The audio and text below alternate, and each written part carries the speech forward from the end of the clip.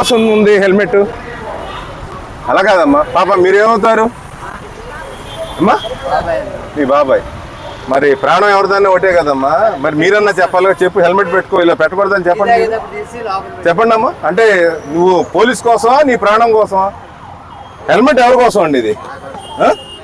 మీ కుటుంబానికి నువ్వేనా? ఎంతమంది పిల్లలు మీకు? ఏమండి? పాపలండి. మరి లేకపోతే ఇంటికి కుటుంబం పెద్ద మీరే కదా, పెట్టుకోండి మీరు. అలా అయితే ఎలాగండి? కింద పెట్టండి, స్ట్రాప్ కూడా పెట్టండి.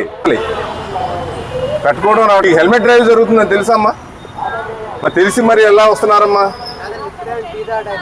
ఎక్కడ అంటే మళ్ళీ తీస్తారా? అదేంటమ్మా అంతా మొత్తం మా కోసం కాదమ్మా, ఇది మీకోసం, మీ కుటుంబం కోసం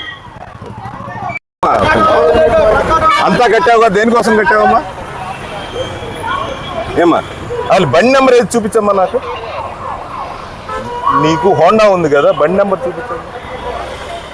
ఉందా మీదేనా? అసలు డ్రైవింగ్ లైసెన్స్ రికార్డు ఉందా? చూపించమ్మా. ఇటు అమ్మా, ఆడపిల్లవు కదా, అంత ప్రొటెక్షన్ తీసుకున్నా. Very happy. హెల్మెట్ లేకపోతే ఉపయోగం ఉంటాయి ఎన్ని. వెహికల్ మీరే చూడండి ఒకసారి. నెంబర్ ఉందన్నావు కదా, ఏముందో చూడమ్మా. మా అమ్మ అండ్ డాడీ అన్నావు, మీ నాన్నగారు అమ్మగారి గురించా ఏమా? అయితే అలా వెళ్ళిపోతే ప్రమాదం మనకు చెప్పిరాదు కదా. వర్కింగ్ టైము 5 minutes జర్నీ అని. వెళ్ళిపోండి అమ్మా, అలా రెక్టిఫై చేసుకోండి అవన్నీ కూడా. హెల్మెట్ కూడా పెట్టుకోండి అటు. మరి ఏంటి సేఫ్టీ అమ్మా, నువ్వు చెప్పాలి కదా మీ ఆయనకి. ఇప్పుడు ఇంటికి పెద్ద ఆయనే కదా, మీరే అలా తీసుకెళ్ళిపోతే హ్యాపీగా. ఎవడు తెలుసు ఇక్కడ ప్రమాదాలన్నీ హెల్మెట్ లాగా జరుగుతున్నాయి.